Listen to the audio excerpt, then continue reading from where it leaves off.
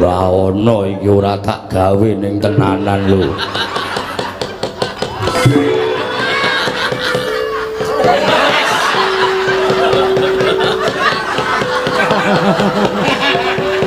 Sajake sing natah lali mbiyen. Kudune ana centelane kok ora ana centelane. Wah, Bagong gawe kaget. Gawe kaget pripun? Kowe muni tiban sikile Werkudara. Wah, jangka tendang wonge. Werkudara. Lah kok dadi kowe melu-melu perkara iki? Werkudara, lah kok dadi kowe melu-melu perkara iki? Aku krungu Bagong muni ketiban sikile Werkudara, pecah sirahmu.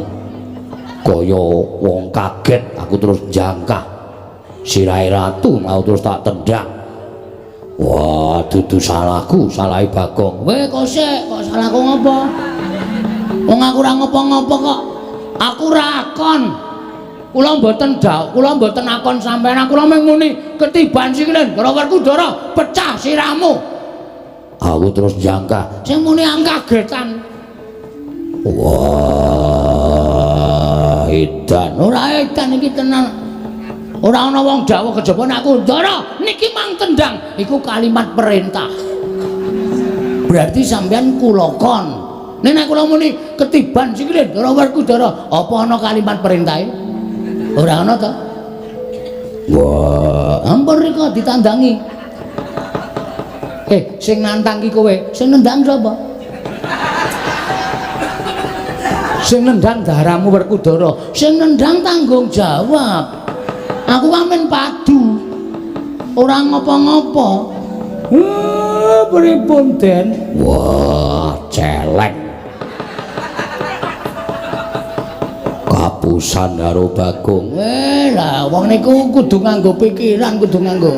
Niku lek medhantan sing apik. Ora iso. Wis ben nang kene wae.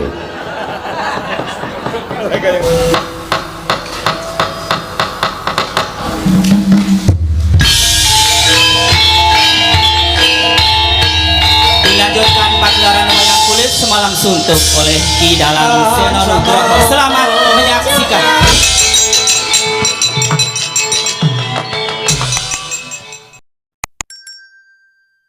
Lakon Janur Gunung Kadingaren. Ingkang mestinipun panjenengan menika sesembahan kula upami kepengin pinanggih kalih Semar niku cukup utusan Nayaka. Kula mesti sowan wonten negara Ngamarta Ndarawati menapa dene Mandura. Lah kok malah pepunden-pepunden kula ketayalan rawuh enten ing pendhapi Karang Kadempel. Ndara kula ngaturaken sembah pangabekti kula kunjuk nggih Den. Ya Kyai Semar. Pus ndak tampa karya bombong penggaliku. Ora liwat pudya pangastawaku tampan ana Kyai. Kula pundi nggo jimat paripin dayanana ing kasantosan.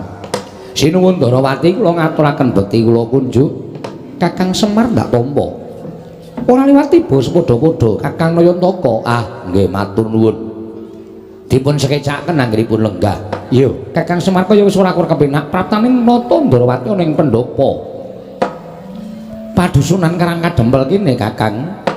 Sinuwun Mandura, bekti kula katur nggih Den. Ya Semar tak tampa. Ora liwat pangestu tampan ana Semar. Nggih kula pundi nggo jimat paripin dayanana ing kasantosan. Ndara Janaka bekti kula katur nggih Den. Iya Kakang Semar tak tampa. Ora liwat pangestu tampan ana Kakang Nayantaka. Nggih kula tampi. Ndara Werkudara bekti kula kunjuk. Wah. Dipol ndak tampa. Ora liwat salam taklimku katur ngersaning Semar kakangku. Nggih kula pundi ngejimat dayanana ing kasantosan. Nala gareng Petruk Bagong. Karang Kadempel kerawuhan pepunden-pepunden aja ninggal marang tata krama. Aja ninggal marang unggah-ungguh. Kowe ngaturna bekti kelawan pepunden ingkang katemben rawuh iki Panakawan anakku. Sinuwun Darma Kusuma kula ngaturaken sembah pangabekti kula kunjuk sinuwun. Iya ya Nala Garing ndak tampa pangestu Tampanana. Sinuwun Darawati bekti kula katur. Ya Nala Garing ndak tampa pangestu Tampanana Nala Garing. Sinuwun Mandura kula ngaturaken bekti kula kunjuk. Ya Nala Garing ndak tampa pangestu Tampanana. Ndarawarku Dara bekti kula nggih Den. Nala Garing ndak tampa pangestu Tampanana. Ndara Janaka bekti kula katur. Nala Garing ndak tampa pangestu Tampanana. Dipun sami dipun sekecakipun anggenipun lenggah. Ora usah kesusu to reng. Ayo mbakeke ratu-ratu iki gugup Petruk aku. Dipun sekecakaken anggenipun lenggah. Iya Nala Garing wis ora kurang kepenak. Iya, Nala Garing kaya ora kurang prayoga. Sinuwun Darma Kusuma bekti kula kunjung nggih Ndara. Iya ya Petruk ndak tampa pangestu Tampanana. Sinuwun Durawati bekti kula katur. Iya ya Petruk ndak tampa pangestu Tampanana. Lho nggih. Sinuwun Mandura bekti kula katur nggih Den. Ya Petruk ndak tampa pangestu Tampanana Petruk. Kula pun dinggo jimat paripin dayana ing kasantosan. Ndara Werkudara bekti kula kunjung nggih Den. Wah Petruk ndak tampa pangestu Tampanana. Nggih sangat anggen kawula ndadosaken jimat. Ndara Janaka bekti kula kunjung. Iya. Petruk kantong bolong ndak tampa pangestu Tampanana. Kula pun dinggo jimat paripin dayana ing kasantosan. Sami dipun sekecakaken anggenipun lenggah Ndara. Iya Petruk kaya wis ora kurang kepenak. Yo, Panakawan kaya ora kurang prayoga waltaku ning Karang Kadempel. Sinuwun Darma Kusuma. Kula ngaturaken bekti kula kunjuk nggih sinuwun. Iya Bagong. Ndak tampa Panakawan Bagong pangestu Tampanana. Nun nggih sangat anggen kawula mindadosaken jimat paripik. Sinuwun Karasana. Kula ngaturaken bekti kula kunjung nggih sinuwun. Iya Bagong pangestu Tampanana. Lho nggih sangat anggen kawula mindadosaken jimat paripik. Sinuwun Baladewa bekti kula kunjung. Ya Bagong ndak tampa pangestu Tampanana. Lho nggih sangat anggen kawula mindadosaken jimat. Ndara Werkudara bekti kula nggih Den. Ya Bagong ndak tampa pangestu Tampanana. Ndara Janaka bekti kula. Iya Bagong ndak tampa pangestu Tampanana. Bektiku katur ya Reng. Oh iya tak tampa. Pangestu Tampanana. Truk bektiku katur. Iya Dik. Bagong pangestu Tampanana. Bapak Semar kula ngaturaken bekti kula kunjuk. Iya, lha kok beda karo adat sabene kowe ngaturke bekti karo bapak. Gawe gedene kakiku Bagong pangestu Tampanana. Mugi-mugi saged ndadosaken jimat paripe Bapak Semar. Iya. Dipun prayagaken anggenipun lenggah, Pak. Iya Bagong kaya wis ora kurang kepenak. Kowe ya semono uga prayogakno anggonmu lungguh. Nun nggih ngestakaken dawuh. Niki wedange metu jam pinten, Pak? Mergi niki sing rawuh priyagung nek mboten dipun paringi unjukan mengke dirasani dikira Semar niku wong sekeng, wong ora duwe, ming nyuga wedange kok ora kuat. Ya wis mengko tak nehi sasmita nek kowe arep ngladeni bendara-bendaramu. Nun nggih ngestakaken dawuh Bapak. Sinuwun. Enten apa rawuh wonten ing Karang Kadempel? Sajakipun nawung wigatos upami Semar menika kadak wilepat. Lepat kula mapan wonten ing pundi? Menawi mangke pinanggih kalepatan kula badhe kapatrapana pidana kula mboten badhe selak. Ning nek Semar niku mangke badhe nampi ganjaran terus lelabuhan apa sing pun kula tindakke Ndara. Kula ingkang abdi pun Semar nyadong dawuh Den. Gagang Semar, kula wonten dawuh ingkang sepisan prataning para Pandhawa tetinju kelawan kananing Kakang Mayantaka. Janyatane Kakang Semar kuwi mujudake satunggiling pamomonging para Pandhawa. Darma Kusuma lan sakadang kadyan rumangsa lamun ora dimong dening Kyai Semar lan ora entuk pengayomaning Kyai Nayantaka, tangeh para Pandhawa bisa mukti ngawibawa kaya ingkang lumaku saiki. Mula besok kapan para Pandhawa bisa ngaturake piwales kelawan kabecikaning Kyai Semar, kejaba mung tansah nggatekake marang kananing Kyai Semar sak kulawarga lan sak para kawula padukuhan Karang Kadempel.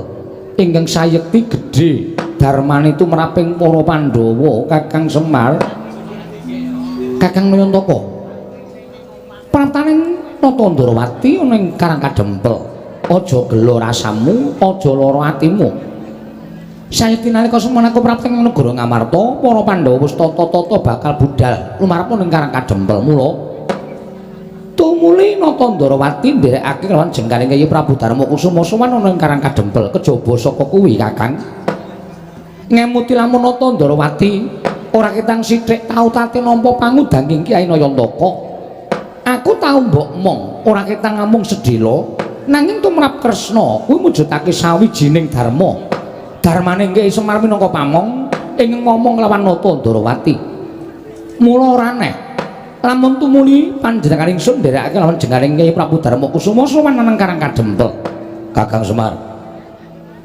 semono uga praptaning Baladewa iki nderekake marang Kyai Prabu Darmakusuma ingkang sayekti sowan nang Karang Kadempel mula jroning pendhapa padukan iki mengko bakal ngrembug perkara apa Baladewa kepengin mirengake marang sabdane Kyai Prabu Darmakusuma yen mengko apa ngrembug ana ing jroning padukan Karang Kadempel iki lereke marang kabecikan Baladewa ora bakal wisuh lumuh ngentasi perkara ning mesti bakal melu cawe-cawe sarta melu andombani marang lekasing Kyai Prabu Darmakusuma Kyai Nayantaka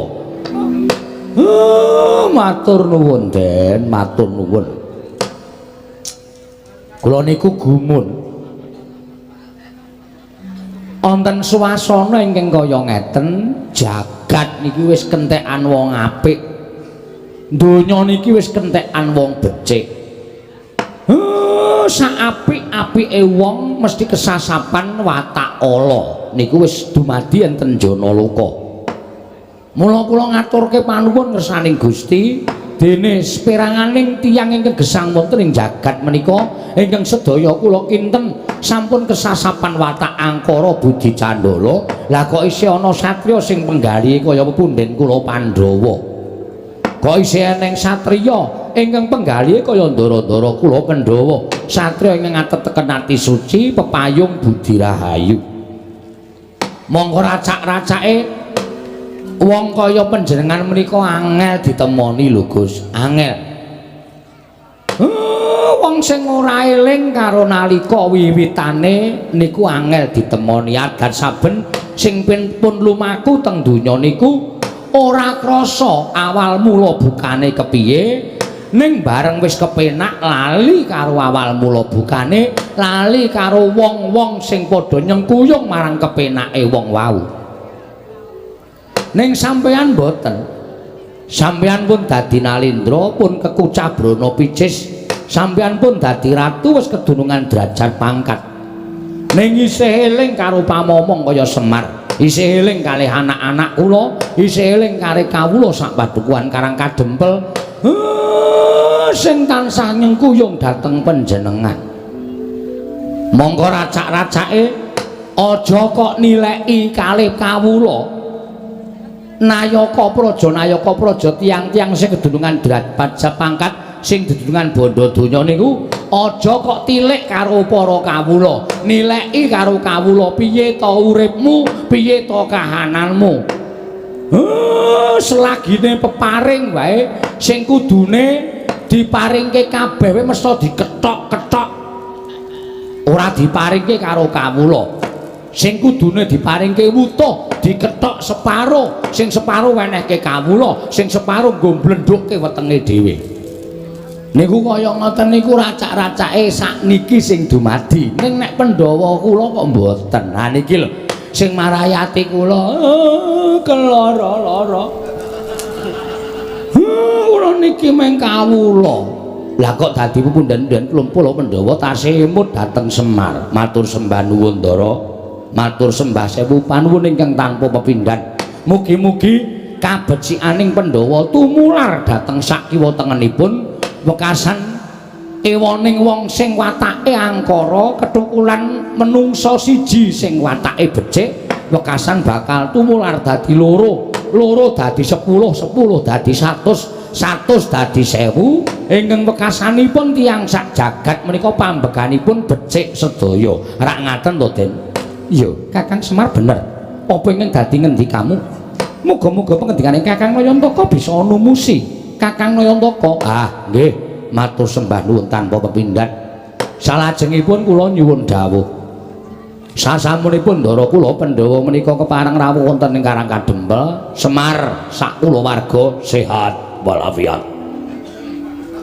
Mboten manggalan setunggal menapa tansah pinayungan dhateng panguwasaning Dat Kang Murwegat binerkahan jiwana gesang ingkang sekeca.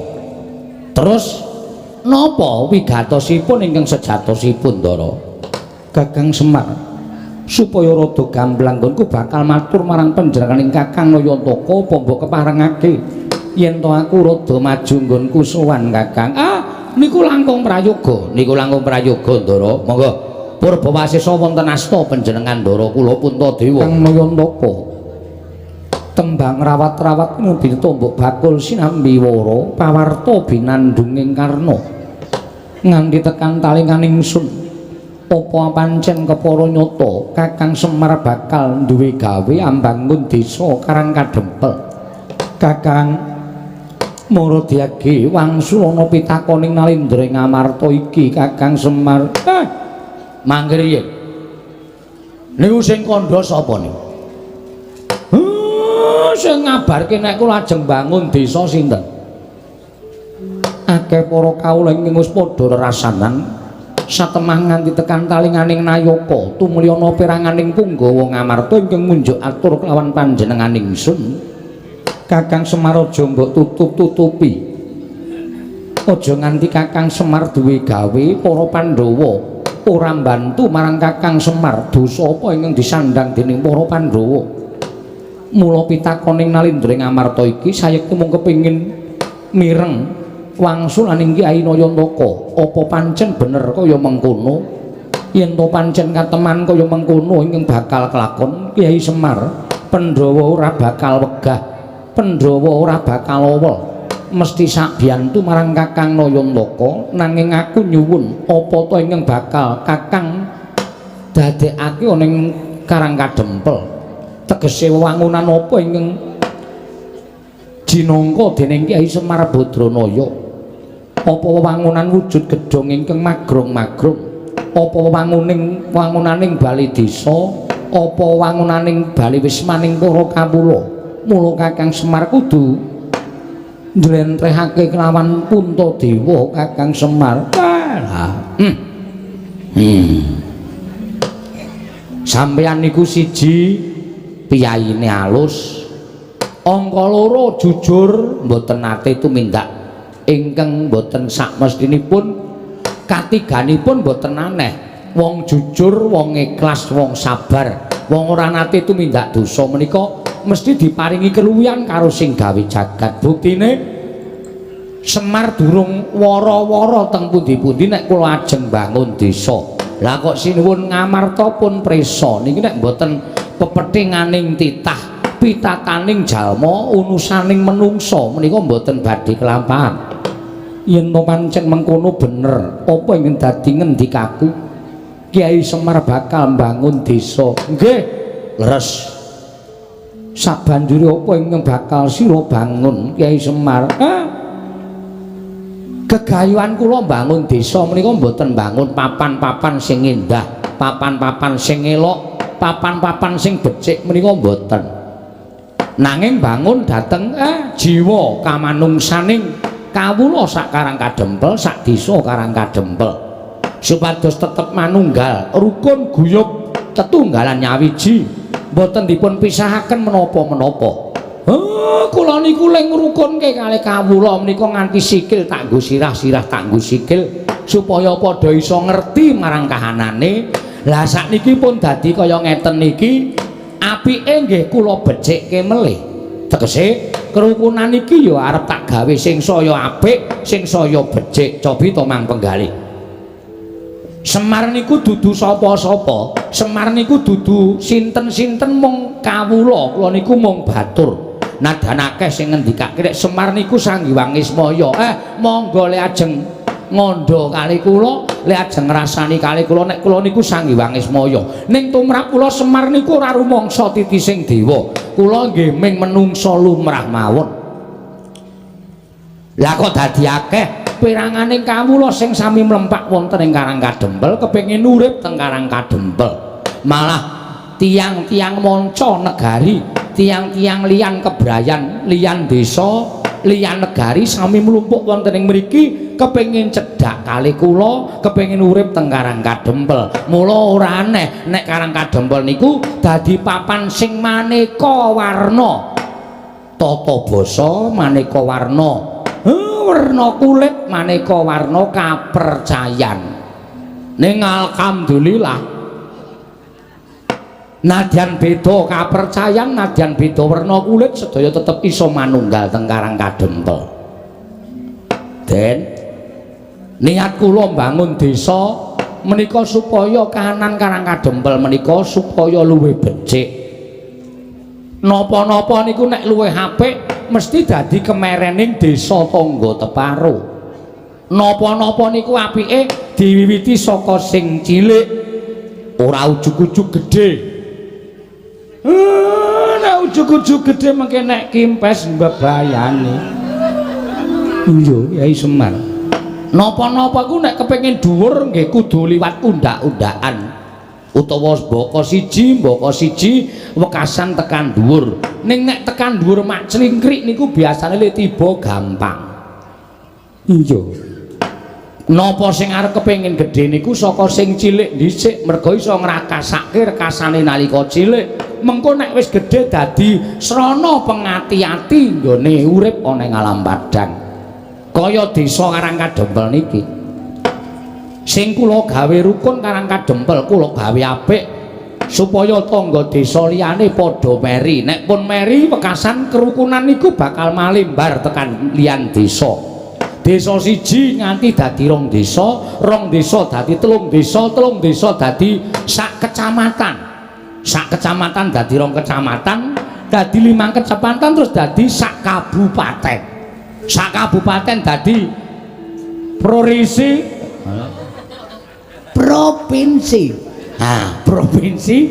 terus dadi sak negara napa mboten endah negara Ngamarta diwengku dening para Pandhawa kawulane pinten-pinten suku bangsa ning nyatane iso ayem tentrem tetunggalan manunggal ngeyop dateng para Pandhawa sami rukun mboten wonten ingkang sikut-sikutan mboten wonten ingkang plirik-plirikan beda agama sami rerangkulan padha-padha ngurmati tata carane pangibadah beda basa itu tunggalake nganggo basa ingkang wis diagem dening negari Ngamarta beda budaya ning padha ngugemi lan padha ngajeni marang kabudayane siji lan sijine napa mboten elok niku sing kula jangka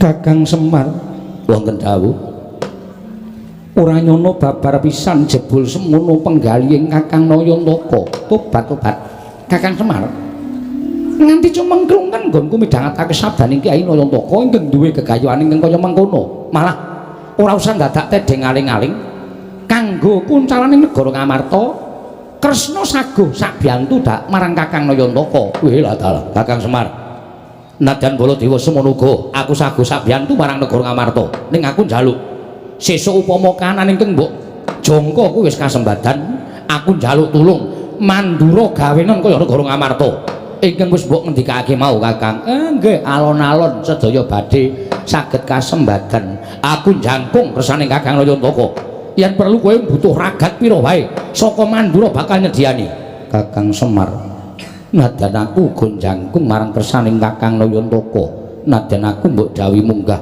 gunung medun jurang ora bakal silak wah Semar nadyan aku mbok dawuhi jegur segara dadi sarana kalaksanan apa sing mbok idam-idamake aku saguh matur suwun tentrem ati kula wah kaya bapak iki nek muni digayuhan kaya ndara-ndara kaya krasa ya tur kabeh mendukung ayo kuwi lho apike ha ta terus ayo wis lororan apa terus wis Jak omong ora nyaut-nyaut ora. Nyambut gawe sing apik ora lereran ora. Ha iya. Gumun aku ya gumun kok ora. Ah kowe iki ming anu jenenge. Ora aku ya gumun. Pendak-pendak bapak duwe gegayuhan kok mesti ndara-ndara kuwi gruduk rawuh kabeh. Kakang Semar aku saguh mendanai apa sing dadi karepe Kakang Nayantaka. Wah Ndara Janaka ya Kakang Semar aku tok dawuh apa wae nderek. Ndara Werkudara ya Kakang Semar aku tok kon jegur segara aku ya manut. Kok Ndara Werkudara ki ora tau wadus wae. Kok ora tau wadus arep jegur segara iki maksude golek syarat srana ka bapak supaya iso kelakon penjangane sing mesti digayuhane bapak sing dikendikake mau iso kasembadan. Bapak nek muni ngono kuwi itu dadi geni. Apa iya? Heeh. Wah, rasa nggawa rek. Tegese itu dadi geni iki apa sing dingendikake dadi kasunyatan. Mula deloken nadyan ki nalindra. Oh, piye? Apa ora gleleng? Pak. Sing perlu tok jejeke kahanane nggon aku, Pak. Nggonamu ngopo? Wes, ento bantuan watu 4 truk ya ming disokke 2 truk nggo kawula. Ngono lho. Dadi potongi arepe piye? Kan iki dienggo apa jenenge? Kebahagiaaning para kawula. Nek kebahagiaan kok dikethak-kethok, lek arep bahagia sok kapan kawulane? Iku kudu tak urus, Pak. Wong-wong sing kaya ngene kudu disingkirake. Sabar didandani. Dandani ra iso dope ilang. Padake ban wae dope ilang. Mula kudu dibenerke. Arep apik ki nayakane ya kudu apik, perangkate ya kudu apik. Perangkate ora apik percuma. Sopo kuwi? Mbah ora kenal. Apa kowe ora ngerti rawani nyebutke jenenge? Aku ora arep ndumuk sapa-sapa, ning perlu tok cek. Iya. Cek bilang tung. Bagong, kowe iki nek omong mbok sing apik. Aku setuju karo Bapak. Aku mbantu sepenuh hati, Pak. Aku tok kon ngopo aku manut. Ya. Iki kaman wedang eling ngetokke. Engko sithik. Apa wis mateng tilik ana sik. Ora wong abdi-abdimu iki do ngeyel e. Waduh. Isih suwe mer. Ha sebabe banyune lagi digolekke. Apa asat e? Sumur asat iki banyu lagi digolekke. Sabar nggih, Ndara. Bagong ora dadi ngopo? Bagong ora dadi ngopo wis to? Ora usah repot-repot. Bagong ora usah dadi ngopo? Ora usah repot-repot Bagong, aku wis sanggup bioglas. Wah, gaya. Minuman kesehatan. Ndara-ndara iki ora mung cukup wedang putih tok ning biru ya ora apa-apa. Ngoten, pun dilanjutke. Terus kula sakniki nggih mengajeng nyuwun priksa dhateng panjenengan. Kula mboten njaluk napa-napa. Kula mboten kepengin sampeyan niku ngetokke Prabiya. Merga gegayuhan kula menika mboten wonten sambung rapete karo Prabiya. Ming nyaketi penggaling para kawula, nyaketi atining para kawula supaya iso gumregah sengkut gumregut bangun Karang Kadempel. Iya, Kyai Semar. Ning kene Kundara. Ujaring para sepuh nyebataken, ujaring para kaki-kaki sami ngendikaaken. Wong ki nek duwe gegayuhan, wong ki nek duwe pepinginan, adat sabene pepinginane arep ketekan, gegayuhane arep kasembadan. Niku adat sabene biasane godane sok nyepaki, godane sok nekani. Mula bab godha menika mangke wujude napa ndara-ndara kula suwun ampun ngantos wisa lumah ngentasi perkara. Ning mang bantu Semar Badranaya. Awit kula niki wong sing ora kuat tumandang karya ijen. Anak-anakku ya ming kawula, anak-anak kula niku ya ming batur. Nek godane ngungkuli kekuataning Semar kula pasrahke kali ndara-ndara kula Pandhawa, Ndara Werkudara, Ndara Janaka, Ndara Kresna, Ndara Baladewa. Ya Semar aja kuwatir, Pandhawa tansah anjangkung marang kersaning Kyai Nayantaka, Kakang Badranaya madaning padukaning Karang Kadempel. Nalika semanten sami midhakaken pandhinipun Lurah Semar Badranaya ingkang pungkasan ndadosaken legek madaning pendhapi ing Karang Kadempel. Radyanata ing ngamarta Prabu Darma Kusuma nglenggahi kanyut nyangka wardu kanyut ujare meganten wardu jare wangaca nang durung abang durung manding dasaring pertolo. Kasaru geger njaba piyak ngarsa tangeping mriku sebar bonamu apa to kang dadi darunane. Ora ana macan rokake gajah medha saka wandilan. Kejawi wonten satunggiling nalindra gagah pideksa ingkang mantun miyak stinggil madaning pendhapi ing padukuhan. Minggah madaning pendhapi galea-galea nganti kaya barung nganti nanggap mangrombang para kawula iki kanca pihak-pihak ana daya minggih.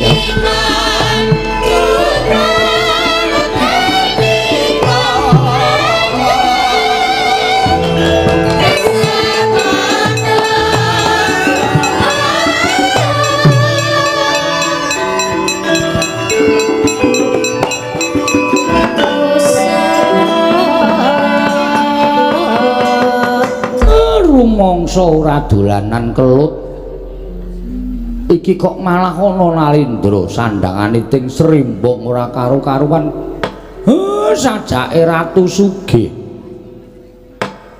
iki sapa Bagong iki kancamu apa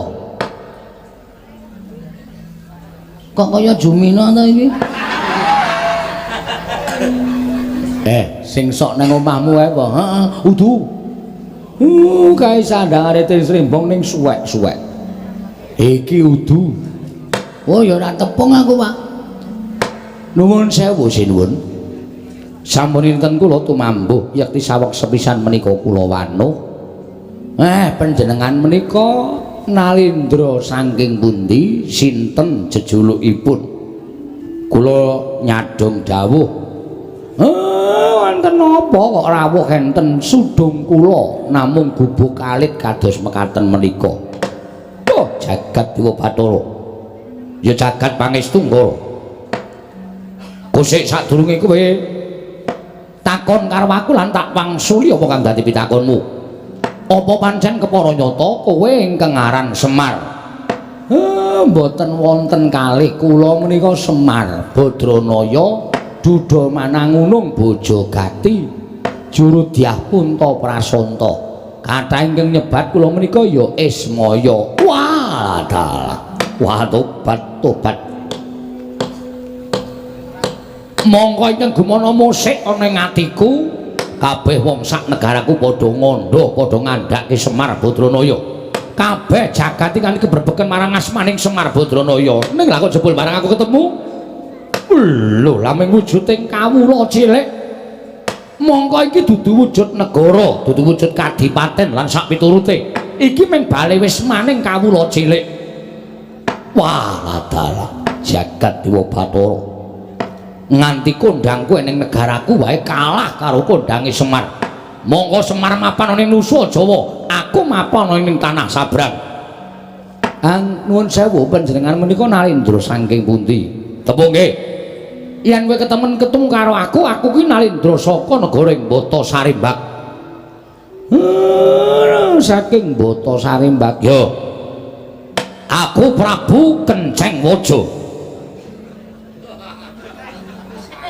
Kenceng Waja. Ya, dasar kepara nyata. Kenceng manis wae kenceng. Oh, Bagong aja sembrono. Kenceng kok jenenge kok le medeni to, Pak?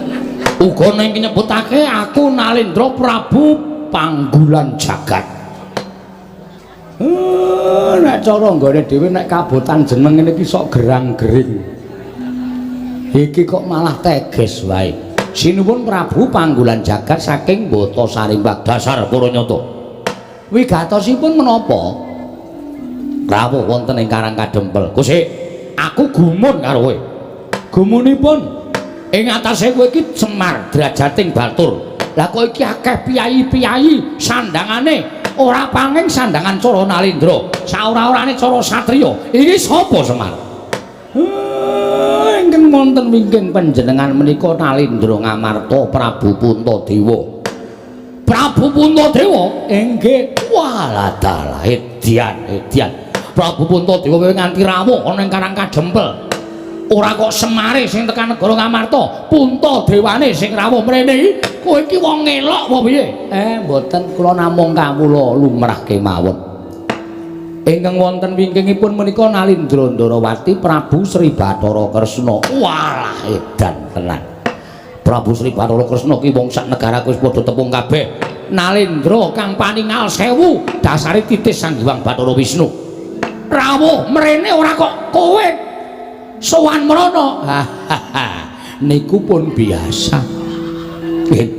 Edan kekuatan apa? Naming rupane kaya ngono kok ratu-ratu do tekan kene. Ingkang wingking menika Prabu Baladewa. Prabu Baladewa, ratu saka negari Mandura. Walah dalek. Lha iku sing dhuwur demat lho. Niki Ndara kula Ndara Werkudara. Sapa? Ndara Werkudara. Ndara Werkudara. Raden Werkudara Bratasena. Nggih. Wah, iki. Aku iki kedianan karo Raden Bratasena, satriya sekti kalintang jayaning perang bebasan tinatah mendhat jero menter, tinumbak bengkung sinuduk putung. Ning negaraku Semar kowe tak kandhani. Kawulaku padha kedanan karo Raden Bratasena, nganti omahe dipasang gambare Raden Bratasena. Wah, mergo saka kondange Raden Bratasena saka nggone Digdaya kliwat saka ukuran menungsa lumrah. Mangke riyen to. Kawula sampeyan niku majang gambare ndara kula. Iya. Kok mboten majang gambar sampeyan? Monggo sampeyan niku sing dadi ratune kawula sampeyan, kok gambar sampeyan mboten dipajang napa mboten lara ati? Lho, lara ati nggo ngopo? Aku butuhke kawulaku kuwi biyen dek nalika aku golek swara. Saiki aku wis dadi arep majang celeng ya sakarepe. Arep majang Werkudara ya sakarepe. Sing penting suarane wis milih aku. Aku wis dadi ratu. Aku ngenyam kamukten. Aku dadi wong mukti kawibawa Cakrawati Mbau Denda ana ing negara ing Batasari, Mbak. Kawulaku melek-melek ya mudara. Turu wae. Heeh. Ayo mau ngelekke aku saiki gendhe kowe. Ler-leran netruk penak banget. Iya. Wah, edan. Yo Semar, aku ngakoni yen to kowe iki wong kondang. Aku ngakoni to kowe iki wong pinter. Ora aneh, mula sangganing para satriya-satriya, pepethinganing para satriya, mustikaning satriya padha sumuyut nungkul marang Semar Badranaya. Biya. Ha nggih, sakniki kula tak nyuwun prisa. Sinuwun Prabu sinten wau? Kenceng Waja. Ya Prabu Panggulan Jagat. Nggih Prabu Panggulan Jagat menika rawuh mriki badhe menapa? Wonten dawuh. Aku kuwi sedih. Aku kuwi dadi Nalindra ning negaraku, dina samengko negaraku kuwi lagi ketaman pagebluk. Negaraku akeh dikepan welaking Jawata. Kawulaku padha kasangsaya uripe ora kepenak. Tetanduran ora ana ingkang tukul. Lemah padha garing megingking. Mula ora aneh yen negaraku ketaman pagebluk akeh para kawula kekurangan sandang pangan bekasan landang lara sore lara esuk mati esuk lara sore ketiwasan. Wis akeh yang padha tekaning pati blasah kaya babatan pacik. Mongko aku dadi nalindraning para kawulaku. Aja nganti aku dirasani dening para kawulaku, mula aku mbudidaya ngupaya srana supaya negaraku entuk tamba bisa uncat saka pakebluk ing tumama. Nggih. Aku nglakoni tapa brata nglakoni sare narite sesemek alun raja mula bebantal Batasari, Mbak. Aku entuk sasmitaning dewa ingkang tak tampa negaraku bisa waluya nirmala temajati jati tengah mulya yen ta ora mung telung kedheping netra ditunggoni dening Semar Badranaya. Mula sowan kono ngersaning Semar iki kowe gelem, kowe tak boyong ning negaraku ra ketang mung sedina sewengi kowe nginepa ning negaraku dadi srana waluyaning praja negara Batasari, Mbak, ya prajaku. Mar, yen kowe kepengin njaluk pituko napa, kowe tak boyong ning negaraku sedina wae. Kowe njaluk dibayar apa tak bayar? Pirang miliar, pirang triliun tak bayar kenceng, ora-orane nek tak cicil. Tak bayar. Apa kowe njaluk omah? Kowe budal ning negaraku, omahmu iki tak bongkar, tak bangun. Sak kedheping netra kowe wis duwe kraton ing magrong-magrong. Jarikmu wis ora wangun dienggo. Ganti jarik sing Pradamas. aja ming suwengan lombok abang suweng inten sakurungan jago ora kewer-kewer kupingmu ning tak sembadani nggih apa kowe njaluk kalung kesehatan mesti bakal tak paringi supaya uripmu tambah dawa watuk-watuk ilang sesek ora bakal tumomo lemah pirang hektar bakal tak tukokake waton kowe gelem tak boyong neng negaraku Botosaring Mbak nanging yen kowe ora gelem tak boyong neng negaraku Botosaring Mbak kowe tak ijoli dhuwit ora gelem tak ijoli sandangan ora gelem tak wenehi apa-apa ora gelem tak gaweke omah ora gelem kowe puguh ora gelem rawuh ning negara Botosaring Mbak tegese kowe bakal mentolo karo patine kawulaku yen nganti aku bali ning negaraku aku ora boyong kalawan kowe bakal padha nyuraki karo aku disenggo aku ratu sing ora iso ngayomi marang para kawulaku mula tinimbang aku bali dadi sarta nglakoni sastra wirang aku dadi wong sing dicacat dicecedha dening para kawulaku luwih becik aku ngruda paripeksa lawan kowe aku ngruda paripeksa lawan kowe kowe tak alus ora kena yen perlu tak kasar yen kowe ora gelem tak boyong ana ing negaraku tinimbang aku ning negaraku mung dicacat dening para kawulaku mati ning kene tak lakoni negaramu utawa Karang Kadempel tak bumi angus legane atiku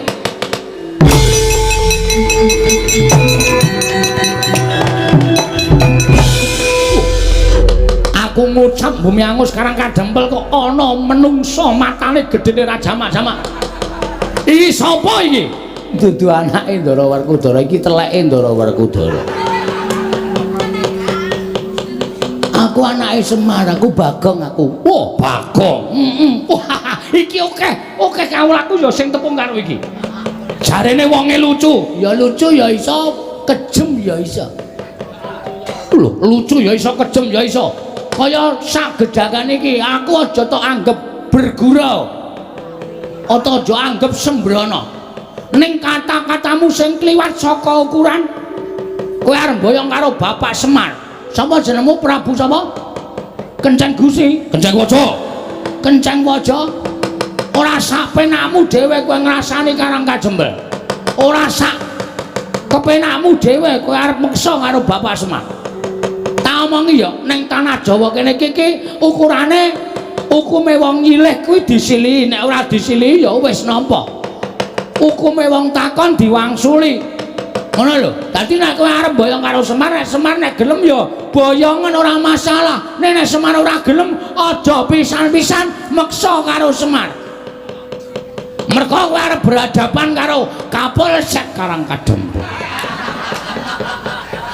Kapolsek kok wetonan shopping kok dadi Kapolsek ya men cerewet ngapa mbone ora iso crita iki rasah crita bang oh butuh sekolah barang kowe ngapa cerewet terus meneng iki lagi ya tantang-tantangan malah di sapenake dhewe yen ngono kowe sing dadi palange Prabu Panggolan Jagat bakal boyong Semar arta boyong-boyongan ora masalah arta kapak-kapake nek Semar gelem ki terserah kowe wong dasare aku ya wis jelen duwe Bapak Semar ning ora usah ngucap arep bumi angus Karang Kadempel ki bumi kelahiran kowe Mas Karang Kadempel ki tanah kelahiranku aku lahir ning Karang Kadempel mula aku ki jejer putra bumi sing wajib berani Karang Kadempel sing wajib aku iso njaga Karang Kadempel nek ana wong sing arep ngosasik Karang Kadempel arep gawe geger Karang Kadempel ajange ora ning dadane Semar ning dadane Bagong wah jenenge Bagong waduh aku mas ngaku Antasena Bagong ya Antasena ngapa ta mbaya santai ora wah Antasena dapure kaya dingklek rupa kok kaya dingklek ya bola-bali dilingguhi nek ora masalah aku tetep gelem kaya dingklek bener aku nek dilingguhi mangap aku ayo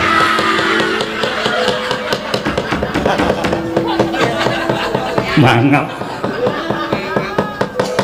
dadi kowe sing dadi palange Prabu Panggolan Jagat dasar kepara nyata arep nang kene iki akeh satriya akeh Nalendra. Neng kowe rasa kuwatir, kowe adepane karo aku. Aku nek diwangi para Nalendra aku ora gelem. Katentreman, kabagian, kanikmatan ning kawula Karang Kadempel do mapan ning Karang Kadempel kanthi tentrem kuwi nang pundhake Panakawan Bagong. Dadi kowe rasa kuwatir, aja wedi kowe nyawang karo satriya-satriya iki tamu kabeh. Nek upamane iki dadi gelut antaraning kowe karo aku, sing nandangi ya meng aku. Waladal. Cengengesan. Kandhane mangan apa gumoh-gumoh. Lho, aku ki guyu ora gumoh. Ayo, kowe rasa kokean gunung tanpa guna. Nek kowe arep gawe geger Karang Kadempel, Bagong sing ora trima. Weh, lah ta. Yen ngono kowe wani karo aku, sing tak wedeni apamu? Wah, yen ngono ning endi papane wong neter kanthi gayan. Kaya apa aku sing bakal tekani mati, kowe mati aku mboyong Semar. Aku mati, Semar lestari mapane ning Karang Kadempel. Weh, lah kaya ngono ucapmu kowe, ha? Ora ngerti Bagong nek wis nesu tenan. Wis tak antepi kowe nandhang karo Bagong.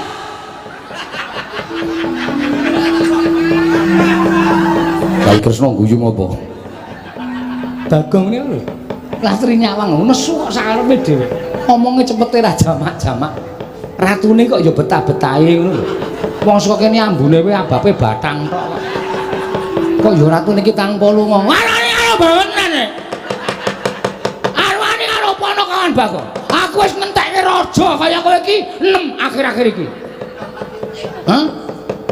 Modar kabeh mungsuh Bagong. Dadi nek kowe arep kurang ajar karo Bagong, oh, ketiban sikile Ndara Werkudara ora mati derajat modar.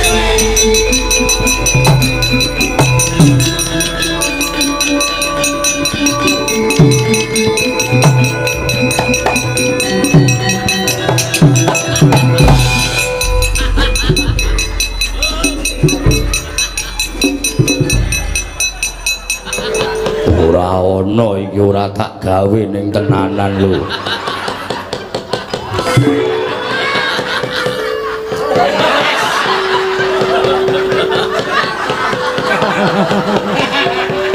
Jajake sing natah lali mbiyen. Kudune ana centelane kok ora ana centelane. Wah, Bagong gawe kaget. Gawe kaget pripun? Kok kowe muni tiban sikile Werkudara? Wah, jangka tendang wonge. Werkudara, lah kok dadi kowe melu-melu perkara iki? Werkudara, lah kok dadi kowe melu-melu perkara iki? Aku krungu Bagong muni ketiban sikile Werkudara, pecah sirahmu. Kaya wong kaget, aku terus jangka. Sirahe ratu mau terus tak tendang. Wah, dudu salahku, salahe Bagong. Weh, kok sik, kok salahku ngopo? Wong aku ora ngopo-ngopo kok. Aku ora akon. Kula mboten akon sampean. Aku mung muni ketiban sikile Ndara Werkudara, pecah sirahmu. Aku terus jangka. Sing muni akon sapa? Aku ora sampean niku sing kagetan. Wah, edan. Ora edan iki tenan. Ora ana wong dawuh kejaba nek aku Ndara niki mang tendang. Iku kalimat perintah. Berarti sampean kula kon. Nek kula muni ketiban sikile Ndara Werkudara, apa ana kalimat perintahe? Ora ana to? Wah, ampun rika ditandangi. Sing nantang ki kowe, sing nendang sapa? Sing nendang daramu Werkudara, sing nendang tanggung jawab. Aku amen padu. Ora ngopo-ngopo.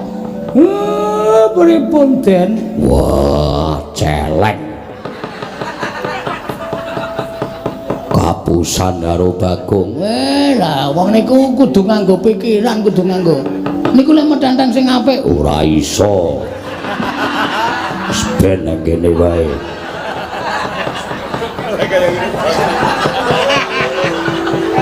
Jae lali dinggeti sithik ngono lho. Men kukune itu cemantel dadi. Niki aluse ra jamak-jamak iki dadi bablas. Iya. Kon nika ditandangi. Wah, edan. Ora edan ya tanggung jawab sing nendang sampean kok. Masa sing nendang sampean sing temandang kula ya geseh. Wong kula niku mung nantangke kok. Kula mung mangsuli omongane ratu. Kowe mau nganggo tembung kaya ngono mau, tumrap aku kuwi didhawuhi. Anak kula niku ratu napa-napa. Wong kula niku kawan kok dawuh bendara ya ora mungkin. Wah, ning yo tak kira-kira bener Bagong.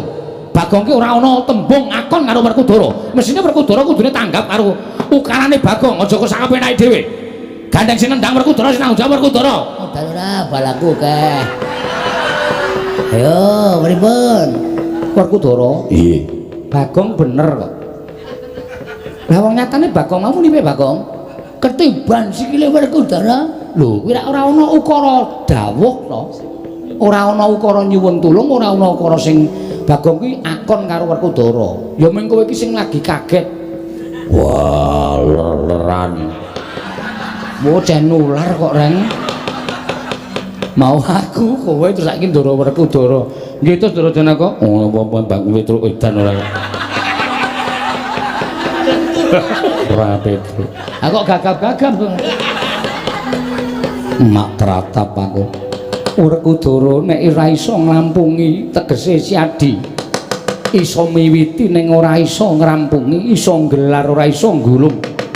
Aku moh yen to duwe kadang iso miwiti ning ora iso ngrampungi tegese ora tanggung jawab. Wah, edan.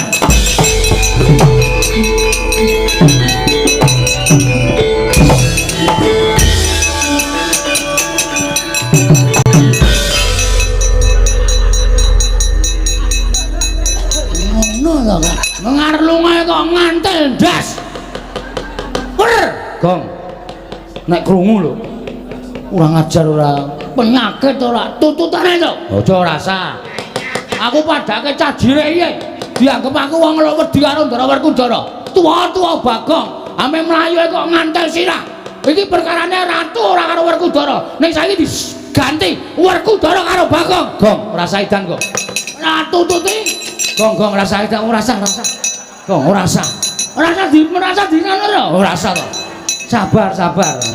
Karo Bendara kok Semen ngono. Aman to, Tru? Mangkel aku. Gugu karepe dhewe. Aja tak pisah. Lara dikeplan Ndara Werkudara. Ha kowe ya gawe masalah. Oh, gawe masalah apa? Aku ya, Tru. Ben ora. Ora tok penging. Mbok doyak kono. Rawani. Ora wani kok dadak. Ha mau tak tutupi iki ya mung kanggo akting kaya mudhara kono ora. Bagong mesti ora pisan ora pindho mesti gawe rame. Ora ana aku takoke. Aku ki gawe rame ki gawe seneng kok, Pak. Mong gawe seneng ngatine wong ki ngibadah. Lah iya. Bener. Sinuwun. Kula wis matur to. Gegayuane wis arep lakon, pacobane ya cemepak. Iya, Kyai Semar. Sak banjure kula nyuwun Ndara Baladewa, sinuwun Ndarawati, kula aturi ngawat-awati tindakipun Ndara Werkudara. Mergi saking paningal kula niki godha niku mboten baen-baen. Iya, Kyai Semar. Yen to ngono aku nyuwun pamit metu njaba. Iya, Semar aku njaluk pamit metu njaba. Aku ya tak metu njaba wae, Pak. Iya. Kancane sae do metu njaba. Iya. Ndara Janaka nyuwun tulung nggih dipun tentremaken nggih, Ndara. Iya, ana kawan Bagong. Reng ayo reng manunggal sayuk rukun gotong royong jaga perdamaian Karang Kadempel. Aja nganti klebon menungso kaya Prabu Kenceng Waja karo ya Prabu Panggulan Jagat mau. Iya Karo calo karo Petruk barang iki ya, Tru. Ayo. Ndak engko dukani bapak. Ndara Puntadewa monggo kula dherekaken manjing sak lebeting Bali Wisma. Dipun icipi napa sing pun dimasake kalih kanastren. Iya Kyai Semar ngestoke dawuh sawontenipun lho Ndara. Daranipun boten kados teng kraton. Iya Kyai Semar ora dadi ngopo. Bagong tilik ana mbokmu wis rampung urung tak kembul dahar karo ndaraku. Siap. Wis, Pak. Syukur. Jangan lombok. Weh. Tempe. Ora ana iwak-iwak apa to apa. Ana siji pupu tak icipi entek, Pak. Akeh iki nggo aku. Lentuk gendurenan wingi sore. Tak nget. Wis ana-anane karo krupuke mlempem dicokot wani. Iya. Wis ora apa-apa. Monggo sami mlempak wonten ing sudung kula sarwi sesanti kamulya Kyai Semar.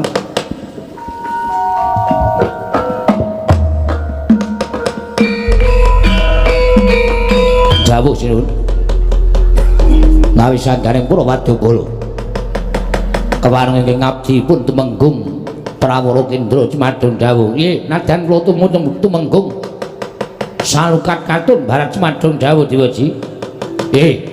Saperangan Wadyabala saka ing Bata Sarimbak dina samuka jendhok kendhani ngono dantanang marep para kencana. Merga nggonku bakal mboyong Semar ana ing Mepalangi. Lho, sinten ingkang pantun Mepalangi Paduka Gusti kula ingkang sinuwun. Ora ana iku jaba mung atmajaning Lurah Semar Badranaya.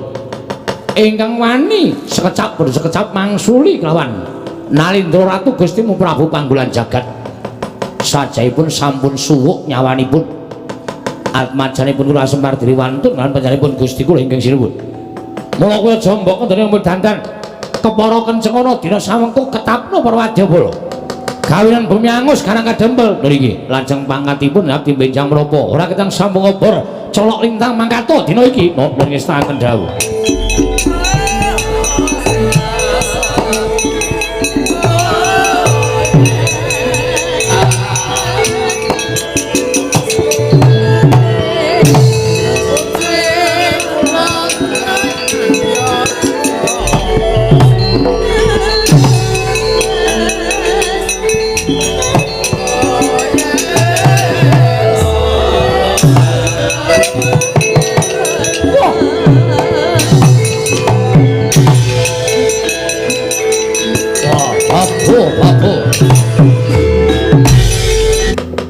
Sapa ana satra kanthet ngeyayet bringa sing uler geni tumpangke kuping kiwa tengen aja mati tanpa arep iki Wadyabala andaning Prabu Panggulan Jagat dasar para nyata sapa lho dhisik ngaku tumenggung Prawara Kendra tumenggung Prawara Kendra dasar para nyata kowe sapa Senopati Ndrawati Raden Haryo Setyaki Raden Haryo Setyaki ayo endi Semar bakal tak boyong nganeng negaraku dadi srana waluyaning projeng Bata Sarimbak nggone ketaman pegebluk kena boyong Semar watune iso nyempal bawu kiwa tengening Setyaki piye kena boyong Semar watune iso nyempal bawu kiwa tengening Setyaki babu Barawa wani ana sing tak wedeni apamu lena mangen tebak dadamu kene marganing patimu singa lena prabdeng lalis menggung Prawara Kendra.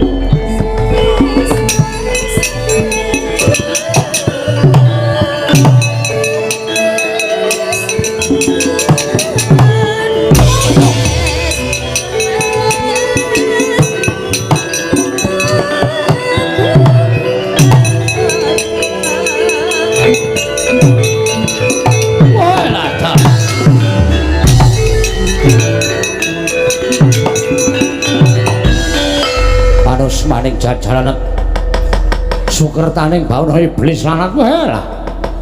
Lah kok dadi bubar mawut prajuritku ora iso dikukup. Mungsu wong karang kadempel mongko mung kawulalit. Ning pancen diwangi karo satriya sing dimong karo Semar Badranaya. Apa mbok anggap aku wong loro saudon telu saurepan? Iki Prabu Panggulan Jagat ayo aja maju mboko siji maju bareng ngono legane ati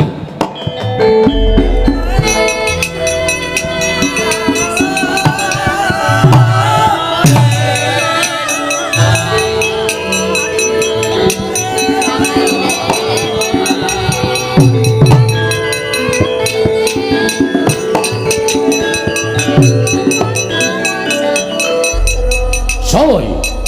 Raden Setyaki dasar para nyata kowe Prabu Panggulan Jagat yo. Ayo Ndi Semar, tak boyonge marang negaraku. Dadi sarana waliyaning projeng Mbata Sarembak. Boyong Semar Badranaya. Lamun iso nglangkahi kuwandaning Setyaki piye? Iso nglangkahi kuwandaning Setyaki. Sumuk nyawamu pengen meruput tinjo kayuwanganing Bathara Yamadipati. Kowe pengen mati mungsuh Prabu Panggulan Jagat kelakon penjagamu. Ora usah kokean pepangkal. Kene pangkali pati walan.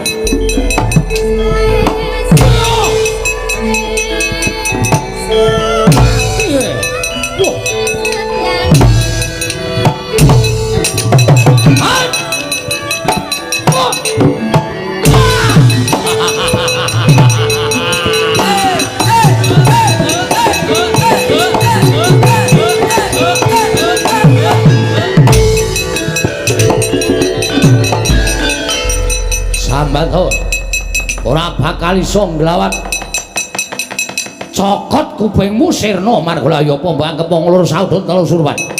Ayo iki Prabu Panggulan Jagat Narendra negaraku tanpa tanding ming diapurmu iku arep menang karo aku sing entuk gaman apa?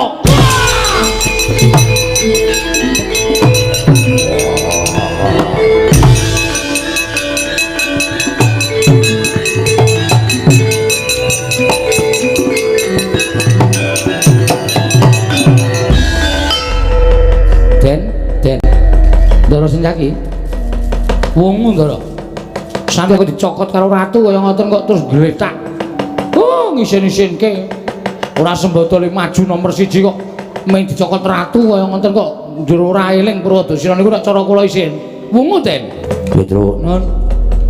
Ora ngerti sangkan parane nyokot karo janggaku nganti ora eling. Wah, Ndara Werkudara ngamuk. Lagi sumbar-sumbar sing kadohan crurut jelek dindleki sirahe. Ratune mau nggih mati apa ora? Mboten ngerti wong. Waduh mati aku. Lur Werkudara mlayu mriko nututi. Ora pati ndonga ngono.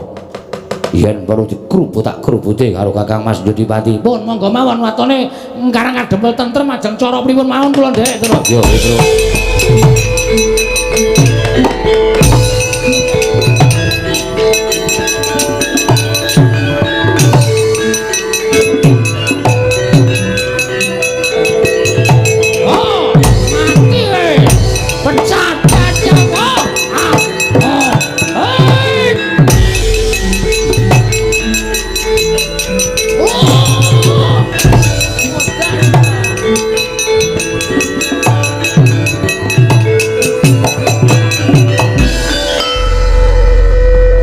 Gong tamut ndase ratu kok gragas sapa-sapa dicokot Ndara Werkudara dikapake aku weruh terus ngantem Ndara Werkudara ora apa-apa kok ndomak cekel nggon gulu Ndara Bratasena nganti ora eling dilingke Gong gah kok mau iki nek dilingke ora eling terus nothok mbok wis rasah ngelingke eling ya karepmu ora ya wis emut Den, Gus Ndara Werkudara emut sampeyan niku satriya peng-pengan dicokot karo ratu kaya ngoten kok ngletakne cara kula isin eling Ndara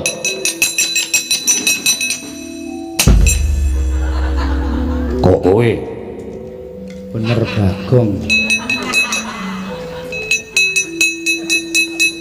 bagaimana? Oh ya ngaku wis apal wong perang iki malah dielingke kaget terus ning ngarepe kowe terus brek ngono lho. Aku wis apal aku. Ah iya. Aku mulane ra seneng karo Ndara Werkudara. Sithik-sithik ngampleng, sithik-sithik ngampleng. Apa dhek iki terus wong top ngono apa piye? Terus aku dianggep mung wong kere, mung wong kawula mung ngabdi terus ndase nggo keplak-keplakan apa piye? Anggepe kok dume awake gedhe. Coba padha karo aku tantang mentah-mentah. Sapa? Werkudara. Upamane Werkudara ki, Ndara Werkudara padha karo kowe. Wingi. Amarga dhek iki gedhe, gagah perkosa. Aku nek arep menang saka ngendi? Kowe ngerti dhewe ta mau nonton ndasku nang Padukan Karangkadempel mau? Heeh. sarta upama padha ngono dedeg piadeke padha. Ya ora padha dhek dhuwur sithik lah. Oh. Sikat wingi-wingi. Tak adus, Gong. Hah? Tak adus. Rak bar adus to kowe? Heeh, aku tak adus ning kali kok kaya penak banget. Menan asli wong padha niku tak antil wingi. Sayange kok gedhe kono.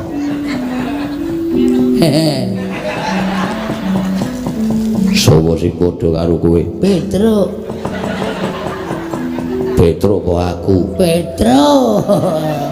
Masa karo sampean kok wani ya ora mungkin. Wah, aku wis mau nang kene. Wis krungu kabeh. Wo. Oh, Iya. Piye? Dirampungke saiki apa piye? tak rampungke dhewe mawon. Pun mboten sadewangi pun bejo cilaka bunga tak rampungane dhewe. Wah, pono kawan edan. Karo Bendoro arep wani. Sampeyan ya plak-plak kok kali kula. Sampeyan ora plak-plak tangan lamun kula ngrasani elek. Mula susun niku ora sok dasdes-dasdes. Sirah disembah anak bojone nang omahe nang nggo keplak-keplakan. Tuwa kula karo sampeyan. Yo sak kepenake dhewe ora. Nek kuwalat piye? Aku ngerti cilikamu ning kowe ora ngerti cilik aku. Wah, ya wis. Ya wis piye? Hah? Aku mau nek terus-terusan nderekke sampean kok dasdes-dasdes. Moh ya wis rasah melu aku. Golek juragan liya. Ora apa. Wis melu kowe wae lah. Piye, Gong? Ora mempan lekku. Anu kono kok makon aku mah ditundung kon golek juragan liya. Wah, Prabu Panggulan Jagat aja nyokot karo Werkudara. Ayo adu tangkep bojo antaran bau.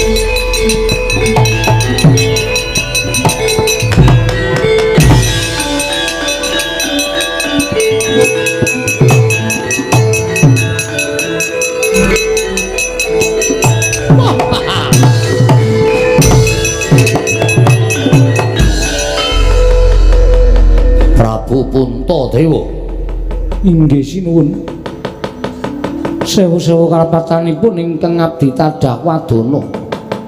Ngantos kula wantun mrepeki dhateng jengandika Gusti kula ingkang sinuwun ing Pambata Sarimbak. Sinuwun Prabu Panggulan Jagat. Krana kula sampun nyumurupi bilih kadang kula kekalih Werkudara lan Janaka. Sami kapuping Rama Madyalaga kawon tanding kaliyan jengandika Gusti kula Sanata. Mila menawi kula ngantos kecalan kadang kula kekalih menika paribasanipun sarah mungguing lautan wastra lungset wonten ing sampirat. Sampun boten wonten ginanipun menapa-menapa. Mila dinten sakmangke menawi kadang kula kekalih menika boten kawaluyakaken tuwin boten kawangsulaken dhateng ingkang rayi abdipun Puntadewa. Pengajaping manah kula boten nedya gesang nanging malah nedya sumusul dhateng kadang kula kekalih sinuwun. Dalah bagus. Yen ngono kowe banget tresna karo adimu sakulon Werkudara putrine Janaka ingkang purun tak rangket. Ingkang padha tak bondo tangane tak krincung sikile wis ora iso glawat. Babar pisan monggo kula aturi bondo ingkang abdipun Puntadewa. Katunggalna kaliyan para Pandhawa sanesipun lajeng sakmangke ginanipun menapa menawi kula gesang menika namung ijen datan para wak. Mboten wonten sederek miwah mboten wonten kadang. Kula ingkang saking menika kula pasrah bongkokan dhateng paduka Gusti kula ingkang Sun Prabu Panggulan. Lebake pakunjaran Puntadewa.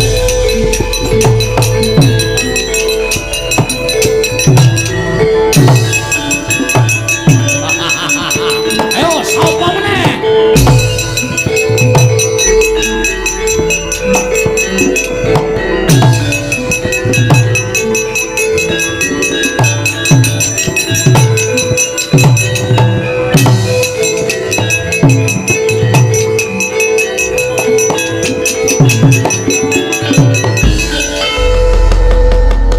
Petro mlayu-mlayu ning ngopo? Matur Ndara Baladewa sewu lepat diagung mangsami ngeten. Yo, ning ngopo? Piye kabare peperangan? Suning Karakadempel. Werkudara ingkang nalika semana sagung ngundurake Prabu Panggulan Jagat. Lah kok dadi ora ana kabare malah kowe mlayu-mlayu kaya bocah cilik kene ngopo? Sewu lepat nyuwun pangapunten. Nggih. Kula munjuk atur ngersanipun Sri Prabu Baladewa. Ya piye?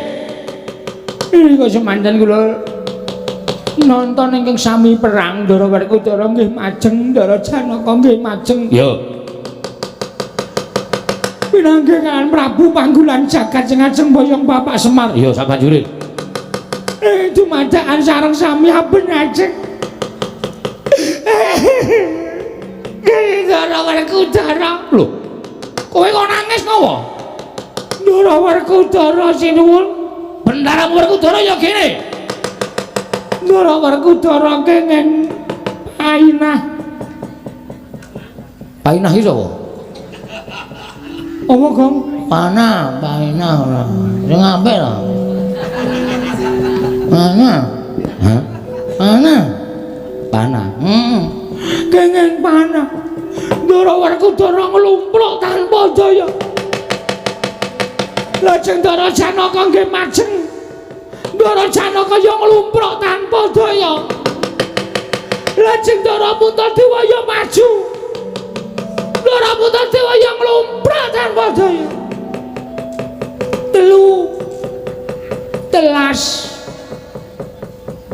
Telu entek piye?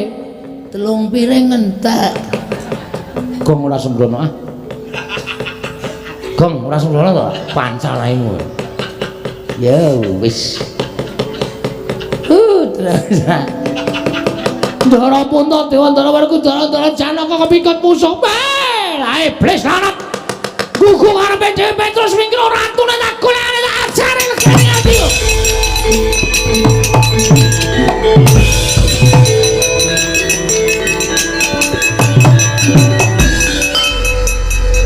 Ning Melayu kok dadak nyampar rai lho. Mesti kulino aku. Lamit. Ya ngopo iki ora? Dadak nendang barang ora. Nendange ra bener. Tak paske moto entuk pipi. Oh ketegelun kowe kok nek ngepaske moto ki. Men sakan kowe. Hati-hati ya Gong, muga-muga Ndara Baladewa ki iso ngrampungi karya Den. Ngatos-atos, Ndara.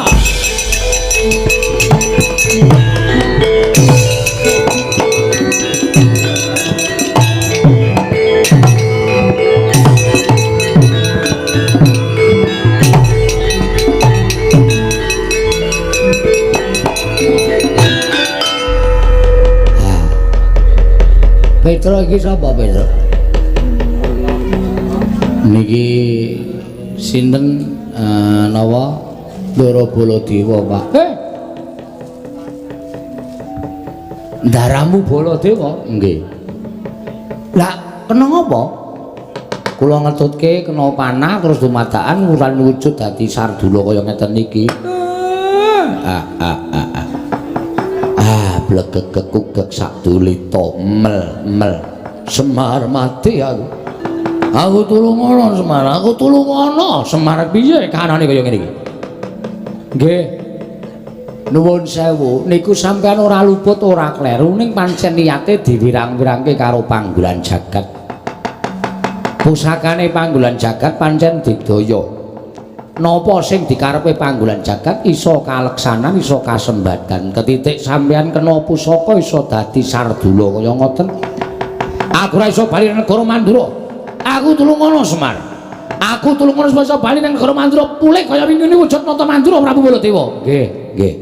Ning enten syarate. Syarate opo?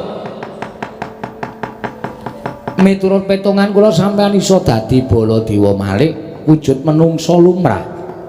Nek sampeyan kudu iso nemokke teng pundi Ndara kula katelune Ndara Puntadewa, Ndara Werkudara, Ndara Janaka le dikunjara kare Panggulan Jagat. Nek sampeyan iso nemokke, iso ngluwari Ndara Puntadewa, Ndara sinten niku Werkudara, Ndara Janaka, kula kinten sampeyan bakal bali kaya wingi uni.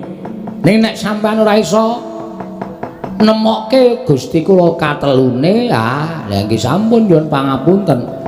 Kula ora iso pripun-pripun sampeyan tetep wujud kaya ngeten selawase. Aduh mati aku Petro piye? Anggene iku kudu dileksanani kok goleki mawon. Mula sampeyan mang lunga saking mriki mang goleki temu didulunge Ndara Puntadewa Ndara Janaka le dikunjara. Kula kanteni anak kula Petruk nala Garing Bagong.